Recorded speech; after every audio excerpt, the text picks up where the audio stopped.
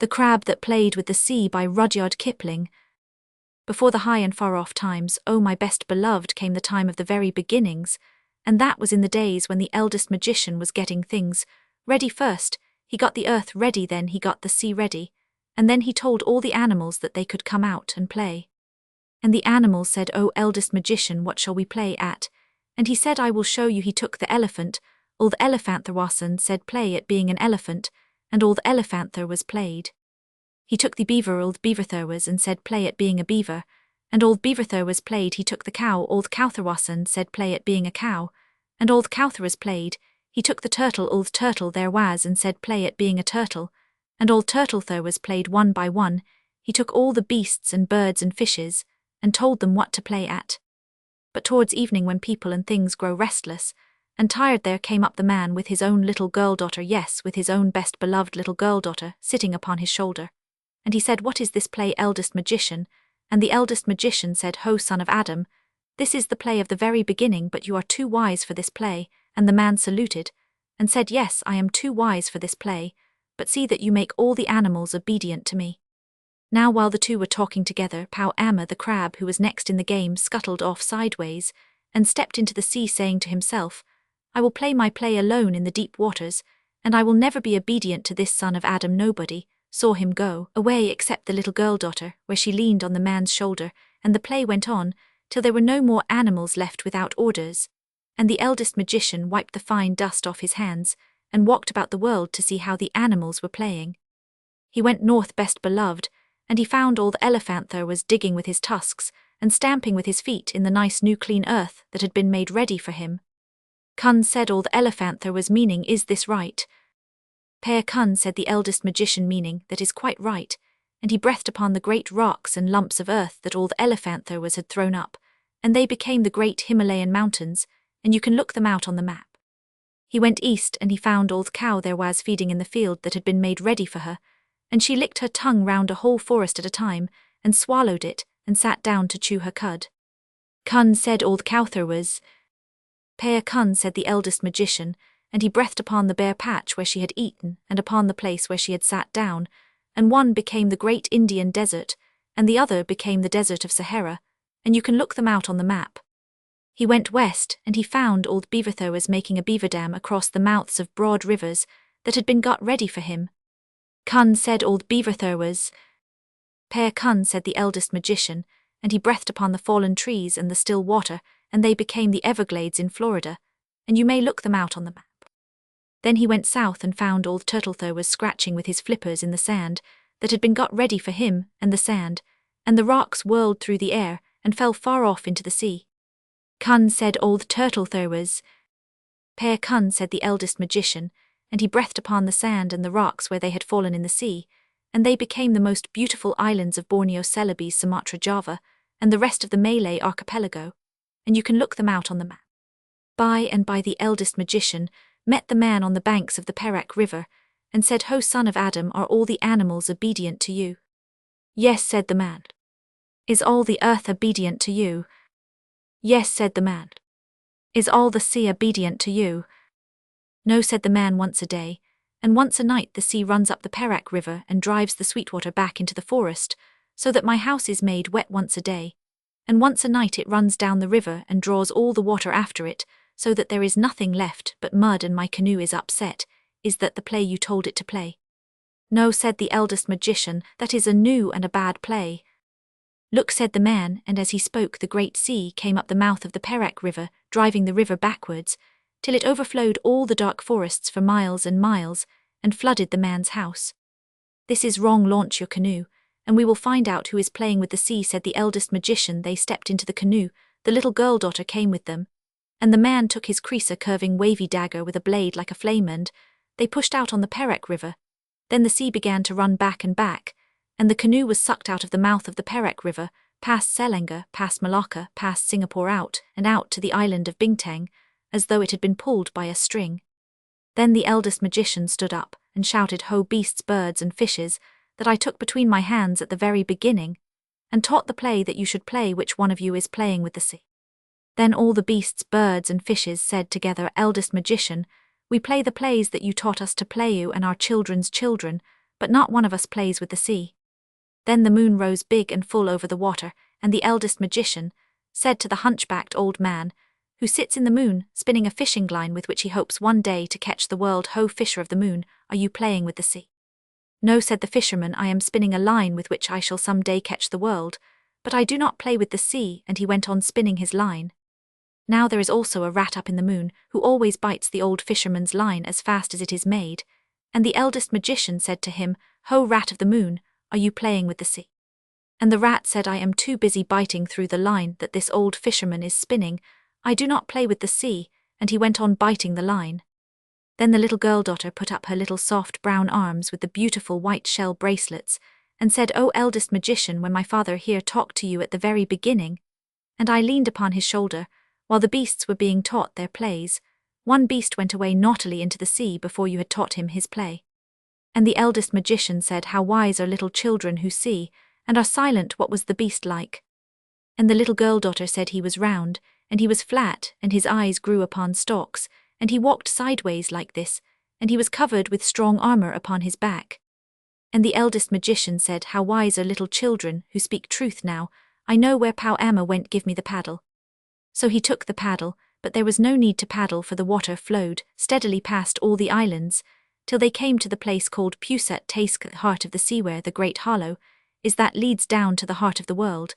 And in that hollow grows the wonderful tree Paw Jangi that bears the magic twin nuts. Then the eldest magician slid his arm up to the shoulder through the deep warm water, and under the roots of the wonderful tree he touched the broad back of Pow Amma the crab, and Pow Amma settled down at the touch, and all the sea rose up as water rises in a basin when you put your hand into it.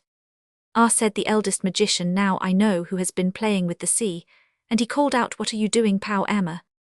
And Pow Amma deep down below answered, "Once a day, and once a night I go out to look for my food, once a day, and once a night I return, leave me alone."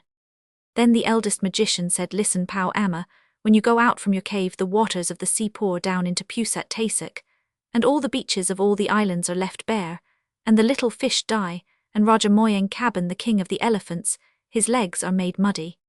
When you come back and sit in Pusat Taisk, the waters of the sea rise and half the little islands are drowned, and the man's house is flooded, and Raja Abdullah, the king of the crocodiles, his mouth is filled with the salt water." Then Pow Amma deep down below laughed, and said, "I did not know I was so important. Henceforward I will go out 7 times a day, and the waters shall never be still."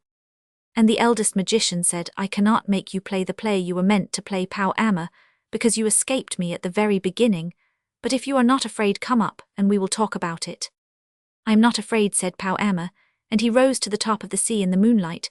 There was nobody in the world so big as Pow Amma, for he was the king crab of all crabs, not a common crab, but a king crab. One side of his great shell touched the beach at Sarawak, the other touched the beach at Pahang, and he was taller than the smoke of 3 volcanoes. As he rose up through the branches of the wonderful tree, he tore off one of the great twin fruits, the magic double-kerneled nuts, that make people young. And the little girl-daughter saw it bobbing alongside the canoe, and pulled it in, and began to pick out the soft eyes of it with her little golden scissors. "Now," said the magician, "make a magic, Pow Amma, to show that you are really important." Pow Amma rolled his eyes and waved his legs, but he could only stir up the sea, because though he was a king crab, he was nothing more than a crab, and the eldest magician laughed. "You are not so important after all, Pow Amma," he said, "now let me try," and he made a magic with his left hand, with just the little finger of his left hand dandlo. And behold, best beloved Pow Amma's hard blue-green-black shell fell off him, as a husk falls off a coconut, and Pow Amma was left all soft as the little crabs that you sometimes find on the beach, best beloved. "Indeed, you are very important," said the eldest magician. "Shall I ask the man here to cut you with crease? Shall I send for Raja Moyang Kaban, the king of the elephants, to pierce you with his tusks? Or shall I call Raja Abdullah, the king of the crocodiles, to bite you?" And Pow Amma said, "I am ashamed, give me back my hard shell, and let me go back to Pusat Taisk, and I will only stir out once a day, and once a night to get my food." And the eldest magician said, "No, Pow Amma, I will not give you back your shell, for you will grow bigger and prouder and stronger, and perhaps you will forget your promise, and you will play with the sea once more." Then Pow Amma said, "What shall I do? I am so big that I can only hide in Pusat Taisk, and if I go anywhere else all soft as I am now, the sharks and the dogfish will eat me." And if I go to Puset Tasik all soft, as I am now though I may be safe, I can never stir out to get my food, and so I shall die then. He waved his legs and lamented. Listen, Pau Amma, said the eldest magician, I cannot make you play the play you were meant to play, because you escaped me at the very beginning. But if you choose, I can make every stone, and every hole, and every bunch of weed, in all the seas a safe Puset Tasik, for you and your children for always. Then Pau Amma said, that is good, but I do not choose yet. Look, there is that man, who talked to you at the very beginning. If he had not taken up your attention, I should not have grown tired of waiting and run away, and all this would never have happened. What will he do for me? And the man said, if you choose, I will make a magic, so that both the deep water and the dry ground will be a home for you and your childrens, that you shall be able to hide both on the land and in the sea. And Pau Amma said, I do not choose yet. Look, there is that girl who saw me running away at the very beginning. If she had spoken then, the eldest magician would have called me back, and all this would never have happened. What will she do for me?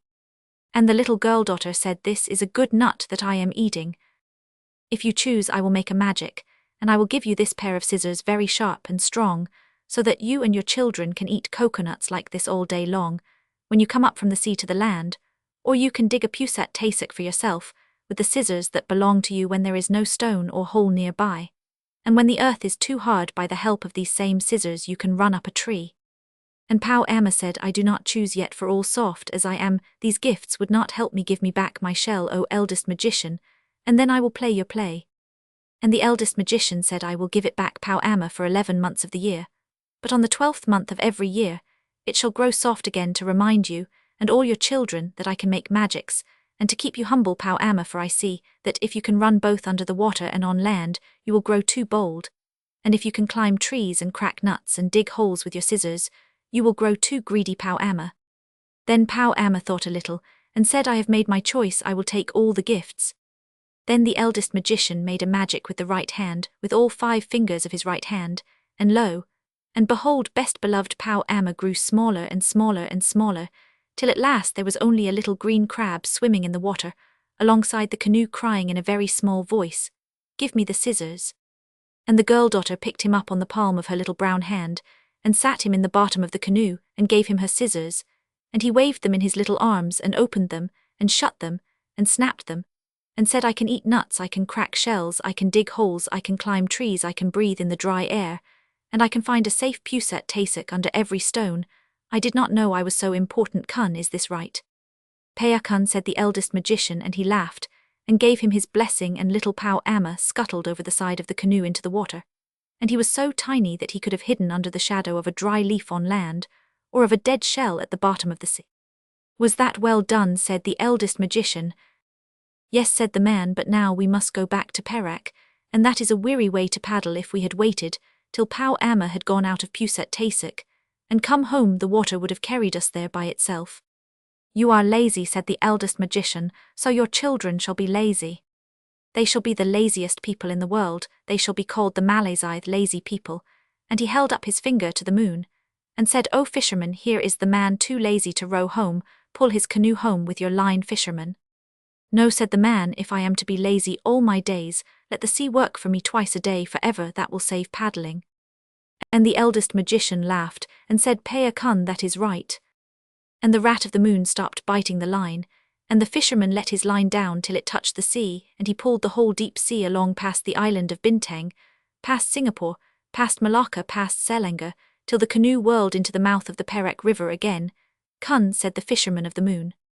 Pea Kun, said the eldest magician, see now that you pull the sea twice a day, and twice a night, forever, so that the Malaysia fishermen may be saved paddling. But be careful not to do it too hard, or I shall make a magic on you, as I did to Pau Amma. Then they all went up the Perak River, and went to bed, best beloved. Now listen and attend. From that day to this, the moon has always pulled the sea up and down, and made what we call the tides. Sometimes the fisher of the sea pulls a little too hard, and then we get spring tides, and sometimes he pulls a little too softly, and then we get what are called neap tides, but nearly always he is careful because of the eldest magician.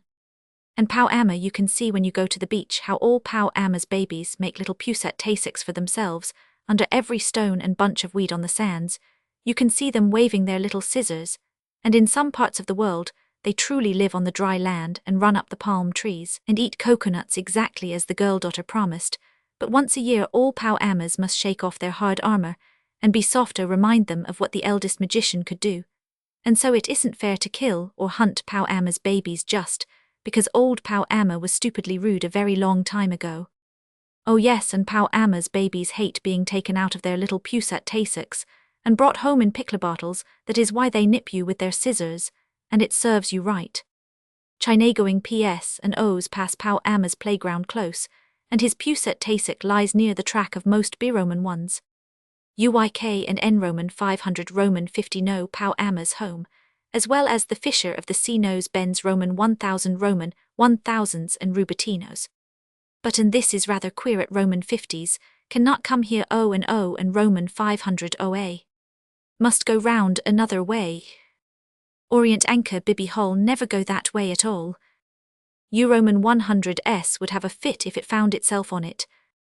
And if beavers took their cargoes to Penang, instead of Lagos, or a fat Shaw Savile bore passengers to Singapore, or a White Star were to try a little trip to Saudi Arabia, or a BSA went on past Natal to Cherubin, then great Mr. Lloyd's would come with a wire and drag them home. Y'all know what my riddle means when you've eaten mangosteens. Or if you can't wait till then, ask them to let you have the outside page of the Times, turn over to page 2, where it is marked shipping on the top left hand, then take the atlas, and that is the finest picture book in the world, and see how the names of the places that the steamers go to fit into the names of the places on the map. Any steamer kiddie ought to be able to do that, but if you can't read, ask someone to show it you.